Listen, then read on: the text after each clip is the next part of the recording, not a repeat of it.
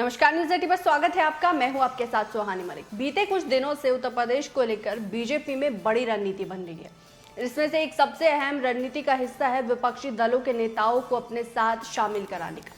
केंद्र से लेकर राज्य के प्रमुख पार्टी नेताओं ने इस पर काम करना शुरू कर दिया है। पार्टी अपनी तय योजना के मुताबिक 24 के चुनाव से पहले प्रदेश की सभी प्रमुख विपक्षी पार्टियों के नेताओं को बीजेपी में शामिल कराने को अभियान चला रही है।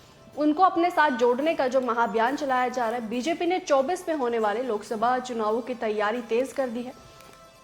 इन्हीं तैयारियों के मद्देनजर बीजेपी ने उत्तर प्रदेश के सभी छोटे बड़े सियासी दलों में सेंध लगानी शुरू कर दी है।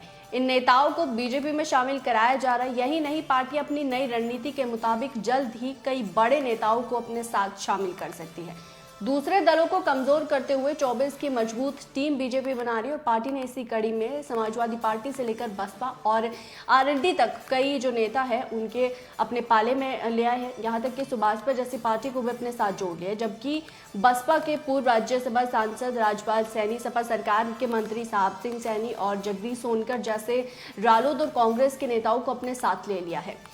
यूपी में बीजेपी के जो प्रदेश अध्यक्ष भूपेंद्र चौधरी, उनका कहना है कि अगर अभी हमारे साथ कुछ लोग आए हैं और उनका कहना है कि जल्द ही बहुत सारे जो विपक्षी पार्टी है उनके जो बड़े बड़े नेता है वो उनके साथ आ सकते हैं, यानी कि वो भी बीजेपी में शामिल हो सकते हैं। बीजेपी का सिंपल फंडा है कि वो विपक्ष के बड़े नेताओं को मिशन दोस्ती अभियान के तहत बीजेपी ज्वाइन कराते हैं और 24 का जो एक रणनीति है वो बनी है। इस अभियान के तहत हर महीने उत्तर प्रदेश की हर छोटी बड़ी पार्टी से जुड़े नेताओं को जोड़ा जाता है। इसी के लिए पार्टी के भीतर इन सभी दलों के प्रमुख नेताओं की सूची भी बनाई जा चुकी है जो बीजेपी के विचारधारा के साथ जुड़ना चाहते हैं।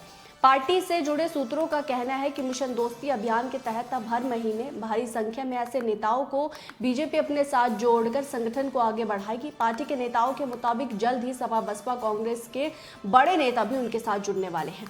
बीजेपी अपने इस अभियान में हर तरीके से सियासी समीकरणों को जोड़कर आगे बढ़ने की तैयारी कर रही है। जिस तरीके से बीजेपी ने पश्चिम से लेकर पूर्वांचल तक विपक्षी दलों को झटका दिया है, बीजेपी के नेताओं की नजर में वो महज एक शुरुआत भर है। पश्चिमी यूपी में सैनी समाज का बड़ा वोट बैंक है और इस समाज के वोट पर साहब सिंह सैनी और राजपाल सैनी का खासा प्रभाव है।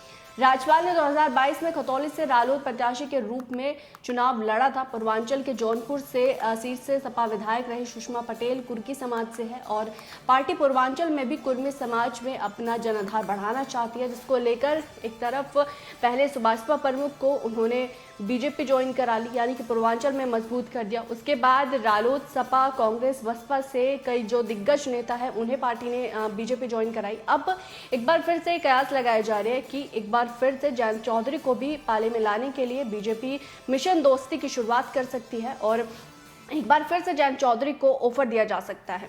बहरहाल इस रिपोर्ट पर आपकी क्या राय है, आप क्या समझते हैं, वो जरूर कमेंट बॉक्स में बताएगा। मेरे साथ फिलहाल इतना ही, मुझे दीजिए इजाजत। नमस्कार।